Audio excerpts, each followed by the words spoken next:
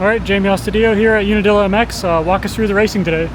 Yeah, it was actually a good day of racing. We did our 2 qualifiers and 2 motos today on Friday. I went 6'6" for 6 overall. The results might not have been the best, but it was some good racing. I battled for 5th all day, so I just couldn't make the pass stick. But I mean, that's kind of both motos. It was the same story. Just got a decent start and was battling for 5th and just couldn't make the pass. But no, it was a good day. I was actually obviously a lot closer to the girls this week than I was last weekend. So it was a step in the right direction, and I'm excited to go to Butts Creek. And then, is this a track you've raced before? Actually, no. So I live fairly close, like 3.5 hours away, and I used to come here every year for amateur day and be here the whole weekend, but that's when they used to race U2. So I've actually never ridden the big track before. I've been here so many times. I know the track, like the layout, like really good, but obviously that's different than actually riding it. So today was actually my first time riding the front track. Okay, so you've been to U2 a bunch then, right? Yeah. Is it like the line similar? I guess, does it form up similar? Or? I would say so, yes. Like the dirt is, especially today that they didn't dig it in like super deep, so it definitely formed kind of like U2. But obviously this track's a lot faster than U2 is, and there's a lot more going on. Obviously bigger jumps, just more obstacles, like more up and down hills. Yeah, it's just obviously just a way bigger and enhanced U2. And then walk me through that battle there with Kylie. And I feel like both motos are going back and forth. Like you said, you kind of were going past her, get back after her and stuff. Yeah, we definitely yo-yoed quite a bit, both motos, and it's just obviously her starts have always been really good, so she definitely gets the advantage just starting out front. And then it was just kind of trying my hardest to find a line that would work. But today, with it not being dug in as deep and like just amateur day, there wasn't that many like passing lines, so it's definitely hard to, especially with us being so close in speed today, it was definitely hard to make a pass. But I mean, we had a good battle, and I can't be disappointed in it, like with being there in the hunt, but it definitely stings a little bit that I didn't get the pass done. Yeah, and then there was a long break between the first 2 rounds, and there was a long break between last weekend. What was that like for you? How was the training program? What was your downtime, I guess? Did you have any downtime? Yeah, no, no downtime for me. I know a lot of the girls went to Loretta's and did their regionals and stuff like that, but I actually went up to Canada and raced the WMX Triple Crown series, so the WMX Nationals up there, and it was 5 weekends back to back. I had to do, we had a break for Loretta's just like everyone down here had, and then I had to go up and race Walton, the final round of the Triple Crown series on last Sunday. So we packed up straight from Ironman and made the drive overnight to go to Walton, and yeah, so I clinched the title up there. Almost a perfect season, but last Sunday I was really tired and I couldn't get the win, but I got the overall championship. So 2 back-to-back, so 2-time championship up there, and yeah, it was a good break for me in between these rounds, but yeah, it was been a busy summer for me.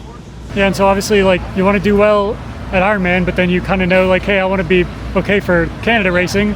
I guess, not that you backed it down, but did you kind of play it a little bit safe for the Ironman round, I guess? Or how do you approach that, knowing, yeah, I got to drive overnight and then do the race the next day too? Well, with going up to Walton, like, I had a 40-point lead at that point, so like I really just had to finish at Walton.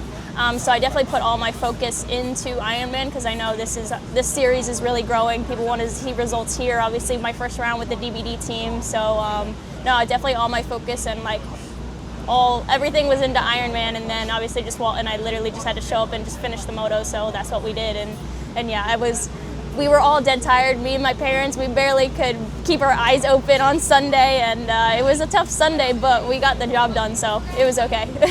Yeah, and then real quick, walk me through how was Ironman for you? Ironman, I went 6'5". That was okay. It was, I mean, I can't complain. My riding has been pretty good. It's just the whole class, definitely up front, is getting faster, and everybody's pushing, and we're all riding really, really well right now, so I can't complain. I would like to be finishing up farther front, but like I can't be disappointed in my riding. Yeah, it's just got to keep pushing, got to keep charging, and everyone's getting really fast, so it's just kind of, that's where it is. Is there anything like you can pinpoint? I know there's only 1 round left here, but is there anything you can pinpoint to work on for next week? I would say probably just get a little bit better starts for me. My starts haven't been the best this year. And then kind of just be more aggressive I would say like my first lap, especially my first lap, just because our races aren't that long. So it's definitely hard to like regroup after like a bad first lap, right? So that's definitely it, being more intense at the beginning of the race, and yeah, kind of just work from there. Because my riding towards the end of the moto, or like once, I guess like at Ironman, once we kind of like had the gap, or like kind of like we gapped out a little bit, we just stayed there. Like the girls weren't walking away from me or anything like that. So it was just like definitely that first lap, like I can't let them get a gap on me, and then I think that'll be a lot better of a race. Yeah, and then so that was a busy weekend. You mentioned the first race of the DBD team.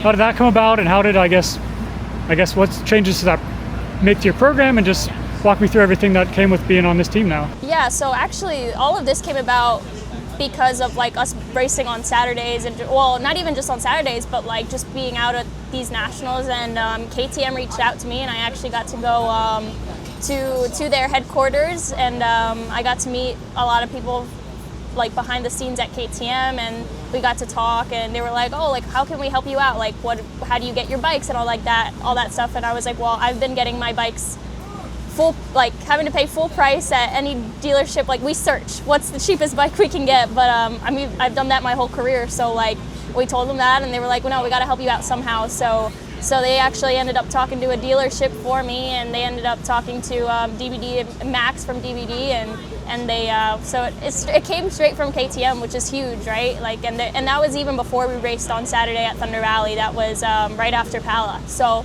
just being here in this environment, the manufacturers are loving it, and they want to help out, and that's the biggest thing for us right now. So yeah, big shout out to KTM, to the whole DVD crew, and yeah, everyone that's come along. It's been such a huge help just to get in front of the fans more and all that stuff. So that's definitely the biggest thing, and being able to get in front of people that want to help out, right? Being at the amateur events, not a lot of people really cared, or even were like, it wasn't accessible to people to really watch us or hear about us. So being able to be in front of all these eyes, it's opening up huge opportunities, whether that's within the teams, or just people that want to help out and, you know, help us get to the races. So it's been a huge thing that we're here, and whether we're racing on Friday or Saturday, just being here has been huge for us. And this is a really cool opportunity to begin with, but like you guys share, I feel like a lot of the same sponsors. Is that just worked out conveniently like that, or is it like, I guess, how does that, is that just a coincidence, or like the same helmet, gear, like some similarities like that? So is it just a coincidence, or is it like? No, that was definitely a coincidence. I feel like also there isn't that many like KTM supported teams right now. I think it's just AEO and DVD, and obviously I'm out from the East Coast, so it kind of works out better than, I don't know, like AEO or anything like that. So that kind of just coincidence, I guess, like, and it actually worked out for them. It's not like they have to take on a completely different rider that doesn't have the gear or the helmets or anything like that. So it ended up working out for me and for them, made life easy that way. So yeah, it's pretty cool. Yeah, so what, I guess you mentioned the bikes and everything, like what else comes with the program? Like, do they take your bikes to the races for you? And I guess walk me through a little bit of the, I guess maybe the behind the scenes stuff that people, you know, they see the logos on the bike. What's kind of like the behind the scenes help you're getting, I guess? Yeah, so well, obviously Max does bike transport. For me, I haven't been doing bike transport just because like I'm driving to these races anyway because they're so close to home, like these last three. But he does bike transport if I needed it. Obviously, all the parts that come on the bike, the Luxon, Mika, obviously the graphics, exhaust, HGS exhaust. So all of that stuff that comes from the sponsors that sponsor the team. And then, I mean, yeah, he's helping me with he does my goggle prep, don't have to worry about that. Helmet, I mean, even though I'm wearing a 60 helmet, these aren't my helmets. Like, these are the team helmets, so that is a huge help. I don't have to wear and tear my own things while I'm here. So same thing with goggles. And obviously they're out there on headsets. That's it. That's been a huge thing. My dad's been loving that. Just having other eyes on the track, telling him what to put on the pit board, or giving me some lines while I'm on the starting gate that they can go and see while I'm not out there yet. Just stuff like that. That's been a huge help. Just to obviously having other people here and supporting us. So yeah, I mean, they've been doing a great job, and I'm super happy with them. Yeah. Yeah, it's a really cool opportunity for you and for them as well. Yeah. You kind of mentioned like racing on Saturday and stuff and getting in front of the Peacock audience. Somebody that's been through the WMX experience before a little bit.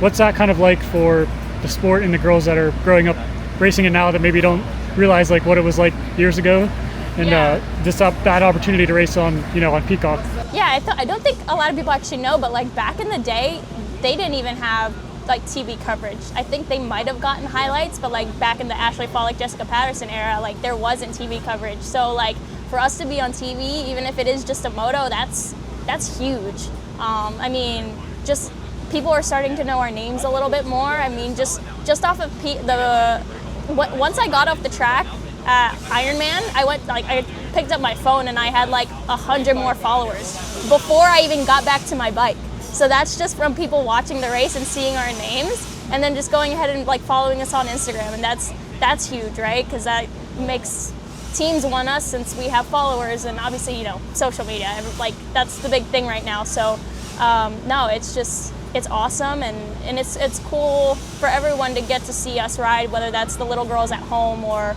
the dads that might not think that their girls can ride and whatever. But it's definitely awesome. And I guess I didn't grow up watching a lot of like if I didn't go to the races, you couldn't see the girls ride. So like I think that's really cool that it's going to be reaching a bigger audience, and that'll grow our sport immensely, just with getting riders at the races and girls starting to ride, because they'll be able to see it from their couches. They don't need to go to the track and actually watch this race anymore. So I think that's huge, and that'll grow our pool here in a few years. So I think we need to keep on this train, and it's going to just keep getting better, just like with like any other women's sports, right? The WNBA, it's growing now, but it's been a 25-year grind to get where they are now. So yeah. I mean, there's the SLR has Michaela Nielsen and some stuff like that, some teams, but I feel like this is a really cool opportunity, and this is a pretty new team. I guess, is that like, you feel like you're a leader in that way, I guess, and have people ask you about it? And I guess, what are the other girls saying about it? Yeah, I think it's huge, obviously, right? Like it's a big opportunity for me. Like that's what I've been saying. It's a big opportunity for me, but it's also a big opportunity for all of us, right? Like where everybody else can see the hope now, like, oh, there's teams reaching out and people are actually watching, and opportunities are coming about. So I think not many girls some girls have asked like, oh, how did it come about? I mean, I feel like I just got a little bit lucky. I mean, I've been grinding and I've been racing and doing everything I can for so many years. So I wouldn't say it was lucky. I put in a lot of hard work to be here, but yeah, I kind of just fell into the right people, and that's kind of how it happened. But I think that's the biggest thing right now is for the girls to start reaching out, and we have a platform to show people. Like before, we couldn't go to a sponsor and be like, hey, this is what we're doing, because they didn't really care. Like nobody cares. Realistically, nobody cares about an amateur title, right? Like, but now we have something to show for our hard work, and we can go up to sponsors and be like, hey, this is what we're doing, and it's broadcasted on national television, and you can come watch us race at a pro national. And so I think that's the biggest thing for girls right now, is to just go out and reach out to people and talk to the manufacturers if they find the right opportunity. And it's just kind of promoting ourselves. I mean, that's what everybody at AMA and MX Sports is telling us right now too, right? They're just like, keep talking, promote yourselves. You guys are your biggest like fans, so just go out there and do it yourself. So I mean, it's kind of what it is, right? It's been a lot of hard work on and off the track for me to get here, and I think that's just the biggest thing everybody's got to do. It's not going to really fall into your lap. You just kind of got to go out there and take it. So yeah, and then obviously the Canadian title last weekend, that's pretty cool as well. Yeah. Just walk me through that experience and going back to back, and just I guess everything racing in Canada. Yeah, it was cool to go back to back. It was awesome to win last year. Like I've been going up there for about, I think this was my 4th year going up there. And the first 2 years I lost it, but it was a close battle. And it was just finally awesome to like get the title last year and then be able to go back to back. Like it was awesome because it was a lot of hard work. And honestly, I went up there because we didn't have a championship here. Like I didn't know where to go with my career at that point, and I was just like, what do? I want to keep racing. I want to race at a high level. I want to race at a professional level. But there was nothing for us here at home, and I was tired of like going overseas and racing the MXGPs. I was like, it's too hard. It's too far away from home, and the next best thing was to race the Canadian series. And yeah, so it's a short series for us. It's actually only 6 races, but so kind of like we have here. but they're all back to back. So that's what makes it nice, right? Like we do 5 weekends in a row, we have 1 weekend off, and then the 6th round. So it's a month and a half long series for us, and we just, you know, we were able to do it in between our break, so that worked out for me. But yeah, it's been great. I ended up getting some help up there from a team, Priority MX, and so shout out to them and Peter from there. They almost won the 450 title with Tanner Ward, so that was a close one too. But big shout out to them that they came along and helped me out up there. And yeah, it's been a great experience. I feel a little bit more Canadian now because they've all like taken me in, and the fans are awesome. They love us up there, and they come up to the podium and they're screaming their heads off for all of us girls. And yeah, it's awesome. I really like the Canadian series. Well, you also raced the pro class. Oh yeah. How was that experience? Yeah, that was insane. So I went ahead, so let me start off by saying a lot of the rounds are sand. I'm not a sand rider, so I tried for 2 of them. I did Sandali, which I was close to making it but didn't make it into the motos, and then I did Moncton, which is a hard pack track. It's a lot like what I ride like locally at home. So like I did really well. I qualified 31st into the motos, and then I went 32, 34 in the motos. Our second moto was a mud fest. So I was just trying to like survive. I just wanted to finish the moto, but no, that was insane. It's WMX and 250 classes all on the same day. So I did 1 practice qualifier for WMX, our 2 WMX motos, then our 2 250 qualifiers, and our 2 250 motos. And I like tallied up all of the like how long our sessions were, and I rode over 2 hours. Yeah, I was in bed by 8 o'clock and I was out. But that was really cool. That was actually it was a really good kind of like wake up point for me, because like I was just riding WMX and I was kind of riding by myself, and I didn't want to come back here to the US and then like be off the pace because I wasn't riding up to speed. And so yeah, that was kind of the whole point of racing with the guys at that point, was just to make sure my intensity was still there, and I'm pushing myself with the guys a lot more. So that was the whole idea around it. I wanted to do it at Walton because Walton's more hard pack, but physically I wouldn't have been able to even probably like walk the next day if I tried that. So we decided not to do it at Walton, but I would like to do that again next year. Maybe, I don't know, maybe not race the whole WMX championship and just kind of focus on 250, because obviously that's where I'm being pushed a lot harder. So I don't know, maybe we might do that. I was going to say, do you have any idea what next year looks like even? I know it's probably months from now until you really figure it out fully, but do you have like a rough plan of what you'd like to do, I guess? So I'm a little bit on the older side, like women's racing, right? You don't really see girls past the age of 20, 21 really full-time doing this anymore. So I'm 24, and I just kind of depends on the help I can get. Obviously, like I said, with this year being so like huge for our sport, we are getting a lot more help. So if I can just manage to get a few more sponsors and get me to the races without having to take money out of my pocket too much, then I'll be here, and I would love to do the entire series again. But if I can't find those sponsors, then it might be time for me to move on and start working full time. But I mean, I'm still gonna always be around. Whether that means I just do a few of the local rounds, then that's what I'll do. But I'm never gonna just like dip completely. So I can't do that to myself. But yeah, that's obviously the goal. If I can just find some sponsors, maybe a team to bring me on for next year, then I'll do the whole series again. And you mentioned the age of the girls, and it's hard in any sport to keep going, whatever. I feel like there's a little bit of turnover from last year. Like I think I was looking at the entry list from last year's Ironman and just last weekend, and you know, there's some familiar names again, but there's some like completely new people. Yeah. I guess, how can you see the sport continuing to bring back the same names, and you know, as people get older, whatever, but whether they're young girls or I guess more experience, I don't want to say old, but older people, but people that have more experience, I guess, how do you think we can keep bringing back the same girls year over year, race over race, and get them to the whole series? And I know it's a lot of money and travel and everything, but I guess what steps would you like to see taken next? Yeah, I guess that's the biggest question, right? How do we keep our girls here, and how do we see a huge trend of girls once they reach, whether that's they graduate from high school, or I mean, it's usually when they graduate high school they have to go off to college, or they start getting jobs and they're like, well, we can't race full time anymore. So that's when you see the drop kind of happen at that age, so 17, 18 years old. But the biggest thing is just making sure the girls can get to the races. We need help. It's like you said, it's not cheap at all. We don't get much purse money.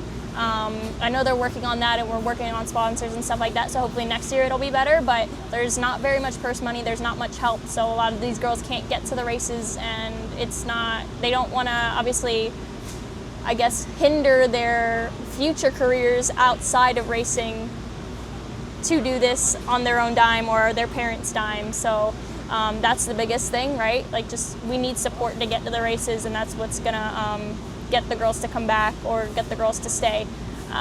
But yeah, that's honestly the biggest thing. A lot of these girls can't afford to do the whole series. Some of these girls can't even afford to do 1 or 2 rounds. It's a lot. So yeah, we need the support to make sure the girls stay and stick around. And then one thing I was thinking about too, I know Christina Denny's a big part of this program for WMX. She does the Moto Combines as well. She's part of Team USA for Motocross Nations. And part of our Team USA as well. Oceania Cup. Yeah. I know you guys she's like in your corner as a fellow female, but what's it like working with her? Because I feel like you guys kind of give feedback and say, hey, maybe this track needs change here. We need maintenance after this session, or I guess like even the schedule of the program. I feel like you guys are kind of going to them and, you know, whether it's a couple of you or whatever, but you're all in agreement of like, hey, let's take this, and they kind of take that feedback into account. And so kind of what's that like working with them? And obviously I'm sure you kind of would like some changes that they aren't able to do all the time, but yeah. I guess what's it like with the relationship where they're listening to you guys on some things and they're able to, hey, have a conversation that's open? Yeah, I think that's obviously Christina Deddy and the whole AMA, and like Ezra Lusk now is helping her out too. Being able to talk to them has been a huge change. I think that's why MX Sports has been so welcoming this year. I mean, everybody has heard the rumors from back in the day that like there was a lot of butting heads between the WMX riders / parents with MX Sports, because there was nobody in the middle to kind of help the communication, which is what Christina Denny is doing now. So I think obviously her, especially being a woman and understanding us, and she was actually she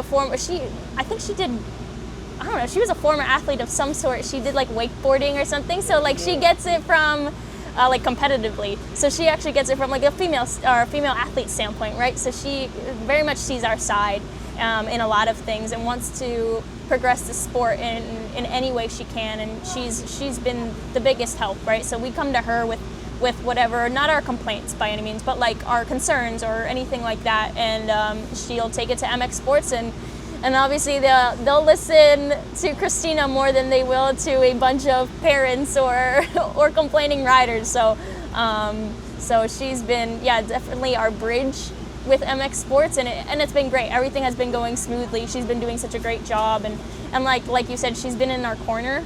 I mean, I didn't forget, because I'll never forget this because this was huge, but she's actually the one that got me connected with KTM, right? So like she has connections. Obviously everyone knows she has so many connections within the sport. So she's not just doing the series, but she's kind of like taken us on as like her riders. Like she's kind of like our little manager. Like she'll plant the seed here and there, and she'll be like, okay, go ahead and fly. Like I was actually using her graphics, Roost MX graphics. Like she came on and helped me this year, and when I got the deal with DVD, I was afraid to call her. I was like, oh my gosh, I'm not going to be able to use your graphics anymore. I waited like 2 weeks because I was like, Christina, I know you just started helping me, but this came about, and she was over the moon. She was like, this is what we've been working for, right? Like we want these opportunities to happen. So she was like, if you don't have to use my graphics for the 3 races, oh well, like you're getting something way cool, and it's a huge opportunity. So yeah, she's been an angel sent to all of us WMX ladies, and yeah, without her, none of this would actually happen. So thank you to Christina. And then kind of a fun one to, I guess, close us off. I know we talked about like the progression of the WMX and everything. Have you had a fan interaction that stuck out to you this year as like signing autographs or people coming up to you? I know you mentioned a lot of the followers on Instagram. Is there anything like sticks out to you at the track, like little girls coming up to you, or just seeing them like line the fences or anything like that? Yeah, I think it's been really cool to see all the little girls come up, and even like honestly, it might not even just have happened to me, but like seeing little boys and like guys actually come up to us, and whether that's me or Lachlan or Kylie or whoever, and like just be excited, like respect us. I feel like that's really cool too. Like we're getting the respect from the guys as well, and like seeing all like the pro guys that actually come out and watch us race, and all the mechanics and the whole industry like coming out and watching us race. That's really cool. Whereas like last year, even though we raced on amateur day a couple times, like they weren't coming out and watching us, and I think we're putting on really good shows at these races, so like everyone's coming out and watching us. So that's been really cool. So like the fans, the industry, they're loving it. Everybody's really enjoying our races, and that's been like the most heartwarming thing. Oh, actually, perfect little story. Yeah, last week with our race being on TV, I think it might have been Pro Motocross. They put up a little clip of our restart from Saturday, and somebody ended up hashtagging "We Watch Women's Sports." And like, I'm a huge women's sports fan. Like, I watch WNBA. Like, I watch the hockey. Like, I watch everything. Like, if it has women playing sports, I'm watching. I'm there. I'll watch women's rugby. Like, I love Ilona Mar. So I mean, seeing that hashtag on a post about us was like, I almost started crying, because I was like, that's so cool. Like that hashtag has been such a movement for women's sports in the last like year or so, like 2 years. And to see somebody like comment that towards us, like I was so happy, and it was like, yeah, like this is what we've been working for.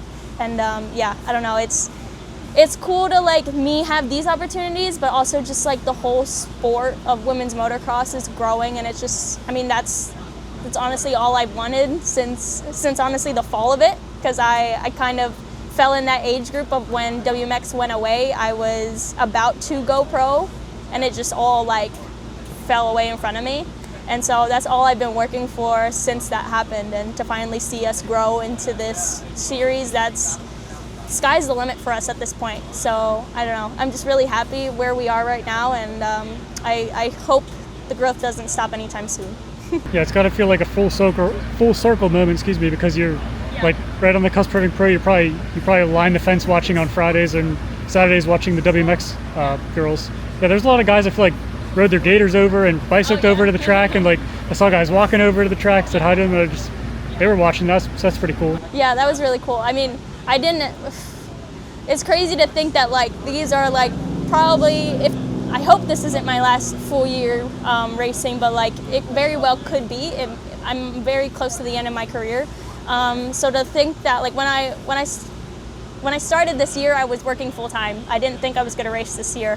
And then with the whole call for Team USA to go over to Australia and do the Oceania Cup, I knew that was like, I was like, okay, like I can stop racing today and I will be happy just with that opportunity. And to think of how far we've come in this year, it's like, this has been I might not have the greatest results this year, but like, this is honestly the best year in my entire career, just with everything that's been happening and all the opportunities that have come about for me and for all of us ladies. And I'm just happy to be here. I'm happy to lead the charge in all of this and help with anything I can, whether that's, you know, speaking highly of our series and just getting the word out there. Whatever I can do to help us all succeed is what I'm willing to do. So I'm super happy, and yeah, I'm glad that we've made it this far.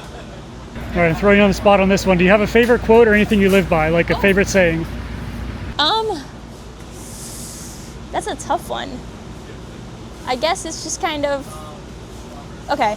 Well, we'll keep it in the same realm. But my thing, especially with WMX, has always been, I want to lead the sport better than I found it, right? And that's what I feel like I've been doing and what I've been trying to do. So yeah, that's definitely the sentence that I've been saying to myself these last few years. Just like, I've been at every race, I've been everywhere I can be, whether that's, you know, anything that wants to help WMX or women's motocross, I've been at. I even promote a local race by my house that I raise the purse for a women's class. Like, I do everything I possibly can to get us women ahead. So yeah, definitely lead the sport better than I found it. And then we covered a lot. Is there anything else you'd like to add we didn't cover? No, I think that's it. Just a big shout out to MX Sports, the AMA, for bringing us on this year. Also to KTM and Max from DVD, the whole entire team. It's been a great year. So thank you to all the people that make it happen.